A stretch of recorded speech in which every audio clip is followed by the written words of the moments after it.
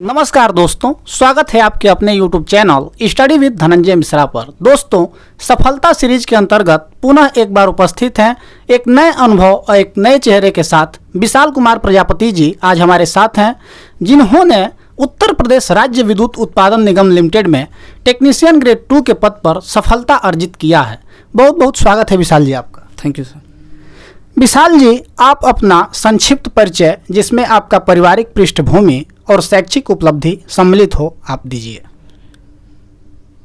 नमस्ते सर। सबसे पहले मैं विशाल कुमार प्रजापति गाजीपुर से हूँ।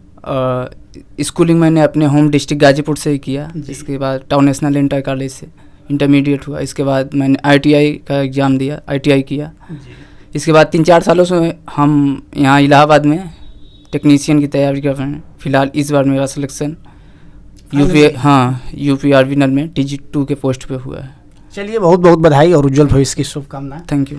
विशाल जी, अगर हम बात करें तैयारी के दौरान, तो आप किस किस सोर्स को फॉलो किए, कहाँ से आपने कोचिंग किया, किस टेस्ट सीरीज को आपने ज्वाइन किया, किन किन पुस्तकों को जो है कि आपने फॉलो किया, ये आप बताइए। तैयारी के दौरान हम जब इलाहाबाद आए तो कई कोचिंगों में मैंने डेमो लिया। फाइनली हमने बैंकॉन टेक्निकल एकेडमी में एडमिशन लिया। फिर वहाँ बैजनाथ सर के गाइडेंस में हमने कोचिंग किया।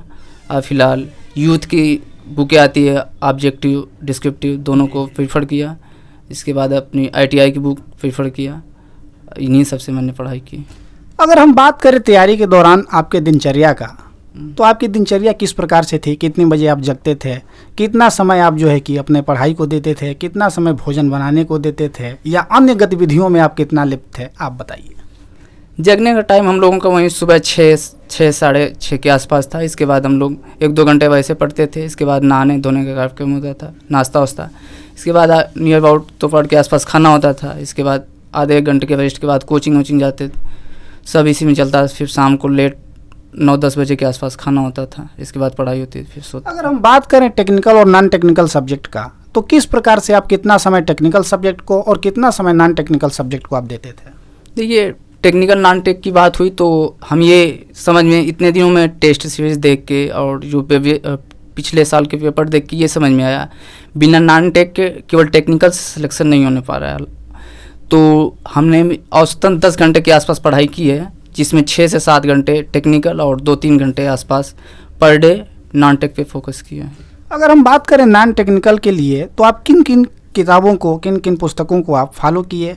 कहाँ से आपको सोर्स प्राप्त हुआ जिससे आप नॉन टेक्निकल पर अच्छा पकड़ बना चुके हैं? नॉन टेक के लिए हम सुबह सुबह वहीं कुमार गौर सर की क्लास लेते हैं, करंट अफेयर, उसी नॉन टेक पोर्शन उससे हो पाया। और टेक्निकल के लिए अपने ITI वाली बुकें थी सब। जो भी TG2 एस्पेरेंट हैं, अभी भविष्य में UPPCL TG2 का एग्जाम होने वाला है, बहुत से अभ्यर्थी प्रयासरत हैं, सीट की संख्या भी ठीक ठाक है, 891 पोस्ट के आसपास है। तो जो तैयारी में जुटे हुए हैं, वो किस प्रकार से अपने आप को मोटिवेट रखें, किस प्रकार से तैयारी करें ताकि वो अपनी सफलता को सुनिश्चित कर सकें? आप उनको क्या संदेश देना चाहेंगे? हम उन एस्पेरेंट्स को ये बोलेंगे कि पिछले साल के पेपर को देख के उस हिसाब से तैयारी करें और टेस्ट सीरीज ज्वाइन किए हुए हैं। हमने कोचिंग के भी टेस्ट सीरीज को प्रेफर किया और टेक्स्ट बुक के टेस्ट सीरीज को भी प्रेफर किया। तो इन दोनों को कंबाइन करके एक अंदाज़ा लग पाता है कि कहाँ से क्वेश्चन आ रहा है, किस टाइप का क्वेश्चन इस समय पूछ रहा है, ट्रेंडिंग में क्या चल रहा है।